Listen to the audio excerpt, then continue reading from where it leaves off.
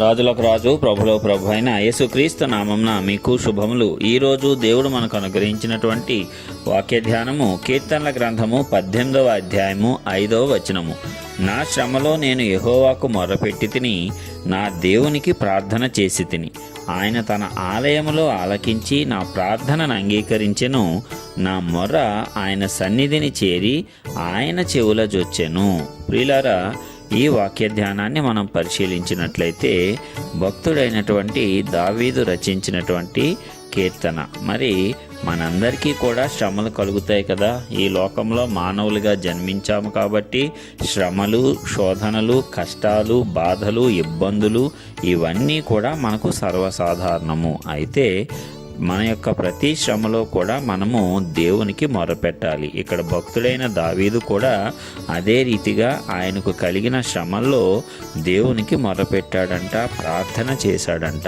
అయితే ఆ ప్రార్థన చేసిన తర్వాత ఆయనకు కలిగినటువంటి సమాధాన స్థితి ఏమిటి?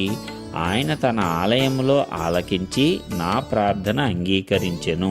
ఇది దావీదుకు చక్కని ఉపశమనాన్ని కలిగించింది. ఎందుకంటే దేవుడు మన ప్రార్థన వింటున్నాడా, వినట్లేదా, ప్రార్థన ఆలకించి మనకు జవాబు ఇస్తున్నాడా, ఇవ్వటం లేదా అనేటువంటి సంశయము మనలో అందరికీ ఉంటుంది. ఎందుకంటే మనం ప్రార్థించిన వెంటనే ఫలితం వచ్చేయాలి అని మానవ రూపంగా మనం అనుకుంటాం కాబట్టి.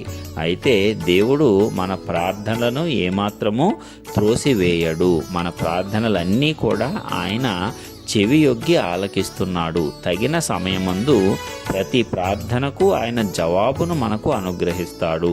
దానికోసం మనము ఓపికతో, నిరీక్షణతో కనిపెట్టుకొని చూడాలి తప్పిస్తే దేవుడు ఇక నా ప్రార్థన వినటం లేదు, దేవునికి మొర్రపెట్టి వ్యర్థము అనేటువంటి స్థితిలోనికి నీవు ఏమాత్రము వెళ్ళకూడదు. దేవుడు మనలను చూస్తూ ఉన్నాడు, మనం చేసే ప్రార్థనలు వింటూనే ఉన్నాడు. ఆయన తన ఆలయంలో ఆలకించి మన ప్రార్థనలు అన్నిటినీ కూడా వినటమే కాకుండా అంగీకరిస్తున్నాడు కూడాను. మరి అదే విధముగా మనం పెట్టేటువంటి ప్రతి ఒక్క మొర ఆయన సన్నిధిని చేరి ఆయన చెవులను చేరుతుందంట. అంటే మన దేవుడు కేవలం విని వదిలేసేవాడు మాత్రమే కాదు, కానీ ఆ విన్నటువంటి ప్రార్థనకు జవాబును అనుగ్రహించేటువంటి దేవుడు. అంత గొప్ప దేవుడిని నీవు నేను కలిగి ఉన్నాము. మరి మనము చూసినట్లయితే అనేక మంది భక్తుల జీవితాలలో ప్రార్థనల ద్వారా ఎంత గొప్ప కార్యాలు జరిగాయో చూడవచ్చు. ప్రార్థనకు ఏది కూడా అసాధ్యము కాదు అనే విషయాన్ని మనం ఇక్కడ జ్ఞాపకం చేసుకోవాలి. ఎందుకంటే ప్రార్థన అంత శక్తివంతమైనది. ఈ లోకంలో ఏదైనా చేసి అపజయం పాలైన వారు ఉన్నారేమో, కానీ ప్రార్థన చేసి మాత్రము అపజయం పాలైన వారు ఎవరు లేరు.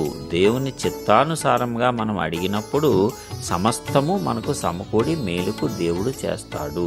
అయితే దేవుని యందు నిరీక్షణతోనూ, విశ్వాసంతోనూ, నమ్మకంతోనూ మనము ప్రార్థన చేయాలి. ప్రార్థించి నమ్మకపోతే మనది తప్పు. ప్రార్థించి నమ్మి దేవునికి విడిచిపెడితే ఆ నమ్మకాన్ని, ఆ విశ్వాసాన్ని దేవుడు గొప్పగా ఘనపరుస్తాడు.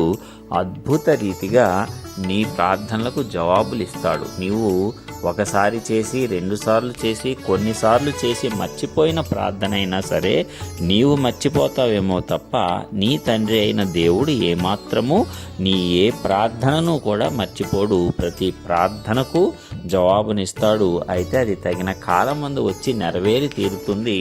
అప్పుడు నీవు గుర్తుపడతావు, నేను అప్పుడు చేసిన ప్రార్థనకు ఇప్పుడు జవాబు వచ్చింది, దేవుడు నాకు అనుగ్రహించాడు అని నీవు కృతజ్ఞతలు చెల్లిస్తావు. ఆ ప్రార్థనకు జవాబు కూడా నీకు అత్యవసరమైన పరిస్థితిలో దేవుడు ఇస్తాడు. కాబట్టి ఏమాత్రము కలత చెందనవసరం లేదు, దిగులు నొందనవసరం లేదు, భయపడాల్సిన అవసరం అస్సలు లేదు. ఎందుకంటే ఈ భక్తులందరి జీవితాలలో వారి ప్రార్థనలు ఆలకించి వారి మొరలకు చెవి యొగ్గి అద్భుత ఆశ్చర్య కార్యాల ద్వారా వారిని నడిపించి ఆశీర్వదించినటువంటి దేవుడు నిన్ను నన్ను కూడా అదే రీతిగా నడిపించటానికి సిద్ధముగా ఉన్నాడు. మరి మనము సిద్ధముగా ఉన్నామా?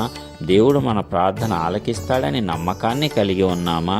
దేవుడికి చేసేటువంటి ప్రార్థనకు అసాధ్యమైనది ఏదీ లేదు అనేటువంటి విశ్వాసాన్ని కలిగి ఉన్నామా అనేది మనమే పరిశీలన చేసుకుందాము. అదేవిధముగా ప్రార్థన వల్ల ఏమీ జరగటలేదు అనేటువంటి స్థితి నుంచి ప్రార్థనకు సమస్తము లోబడతాయి అనేటువంటి స్థితికి, ప్రార్థన ద్వారా సమస్తము సమకూడి జరుగుతాయి అనేటువంటి స్థితికి మనమందరము ఎదగాలి. మరి అలాగే ఎదగటానికి మనందరికీ ఆ కృప పరిశుద్ధాత్ముడు విస్తరింపజేయాలని యేసయ్య నామమున ప్రార్థించుచున్నాను. ఆమేన్.